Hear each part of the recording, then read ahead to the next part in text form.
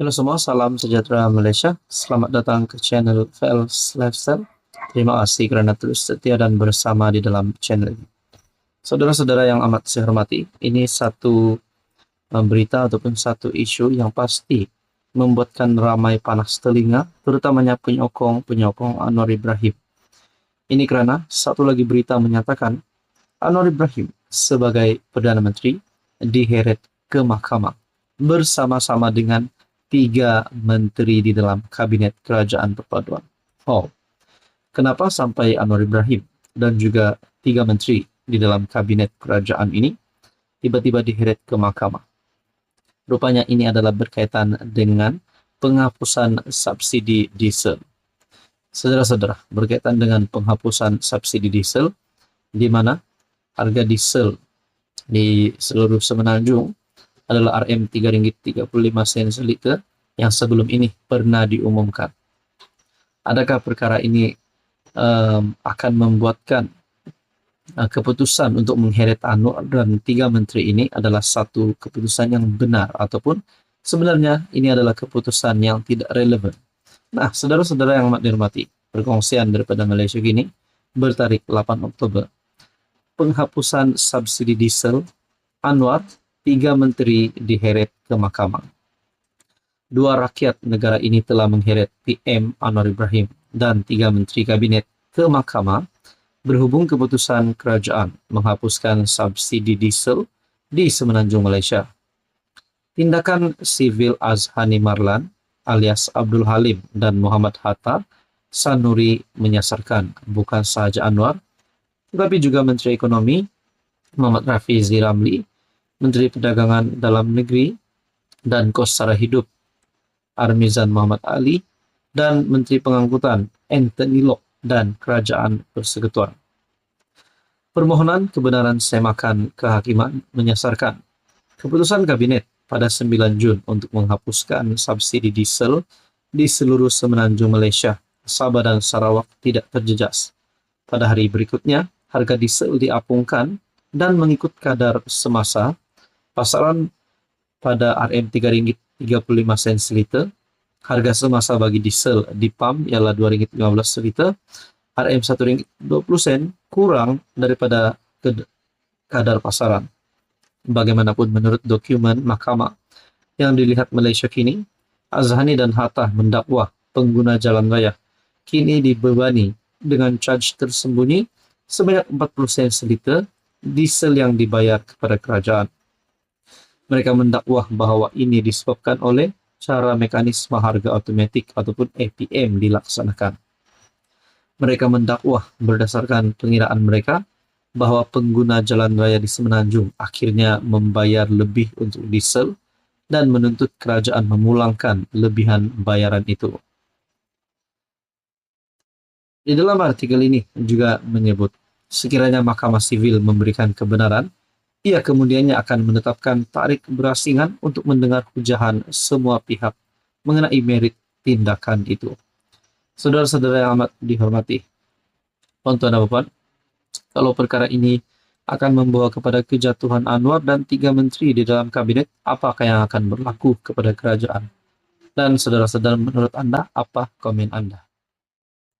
Halo semua, salam sejahtera Malaysia. Selamat datang ke channel Fels Lifestyle. Terima kasih kerana terus setia dan bersama di dalam channel ini.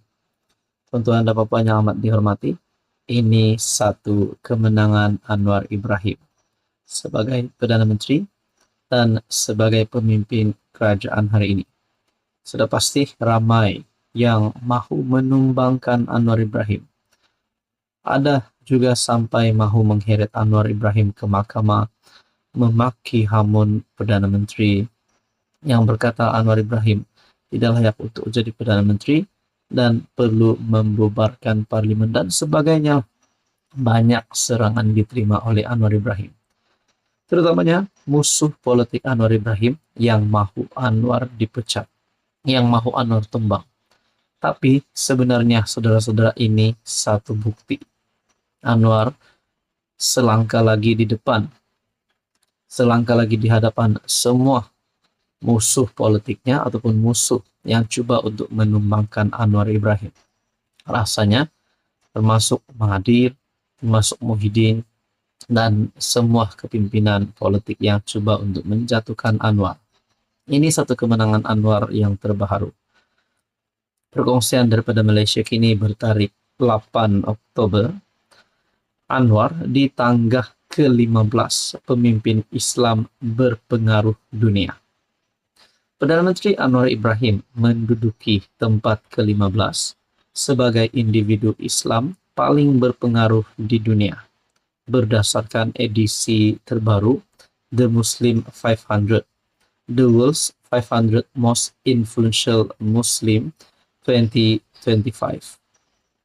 Perkara itu dikongsikan Menteri Perumahan dan Kerajaan Tempatan Ngah Korming menerusi hantaran di aplikasi X yang mengucapkan tahniah kepada Perdana Menteri apabila berjaya menaikkan kedudukannya di tangga ke-15 berbanding ke-17 tahun lepas bagi kategori sama. Kejayaan ini menunjukkan satu teladan ketokohan dan kepimpinan yang inklusif untuk masyarakat berbilang kaum menurut Ngah dalam hantaran berkenaan. Saudara-saudara, ingin saya highlight di sini. Anwar Ibrahim yang berjaya menaikkan kedudukannya di tangga ke-15 berbanding ke-17 tahun lepas bagi kategori yang sama. Bermakna Anwar Ibrahim mendapat satu peningkatan. Dan ini menjadi teladan kepada ramai orang dan mungkin ini menunjukkan bahwa Anwar Ibrahim sebenarnya layak untuk terus menjadi Perdana Menteri. Mungkin berpenggal-penggal lagi. Dan sekaligus ini satu lagi berita buruk untuk musuh politik Anwar Ibrahim. Mungkin dah boleh ucap selamat tinggal kepada mereka. Berdasarkan penerbitan itu, Anwar merupakan antara 50 individu yang tersenarai sebagai individu Islam paling berpengaruh di dunia selain Raja Jordan Raja Abdullah II Al-Hussein yang menduduki tangga pertama, Raja Arab Saudi Raja Salman Abdul Aziz Al Saud ke-5, dan Presiden Indonesia Prabowo Subianto ke-18.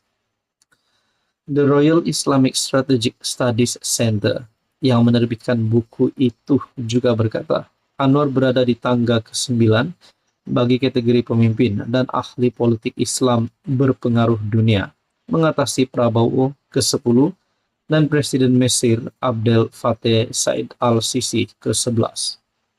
Penilaian ke atas mereka dibuat berdasarkan pengaruh masing-masing dalam membuat perubahan dari segi budaya, ideologi, keuangan, politik, dan lain-lain ke atas komuniti Islam dan juga di peringkat antara bangsa.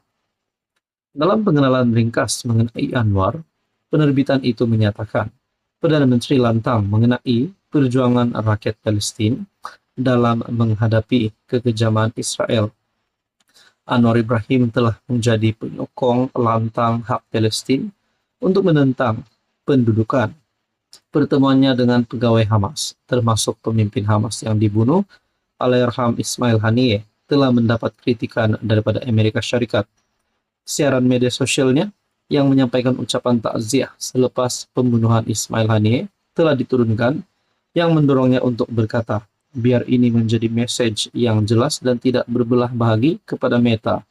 Hentikan sikap pengecut ini dan berhenti bertindak sebagai instrumen rejim Zionis Israel yang menindas menurut penerbitan itu.